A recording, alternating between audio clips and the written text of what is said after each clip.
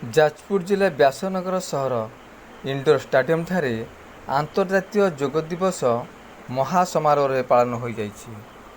ଏହି ଶିବିରରେ ମୁଖ୍ୟ ଅତିଥି ଭାବେ କୋରେଇ ବିଧାୟକ ଆକାଶ ଦାସ ନାୟକ ଏବଂ ସମ୍ମାନିତ ଅତିଥି ବ୍ୟାସନଗର ପୌର ପରିଷଦର ଅଧ୍ୟକ୍ଷ ଶ୍ରୀଯୁକ୍ତ ସୁଭାଷ ଚନ୍ଦ୍ର ବଳ ଆନ୍ତର୍ଜାତୀୟ ଯୋଗ ଶିବିରରେ ଯୋଗଦାନ କରି ଶିବିରାର୍ଥୀମାନଙ୍କୁ କହିଥିଲେ, କର ଯୋଗ ରୁହ ନିରୋଗ।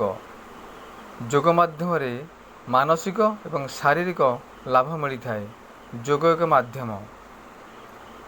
ଯୋଗ ଅଭ୍ୟାସ ମଧ୍ୟ ଜାରି ରଖିଥିଲେ।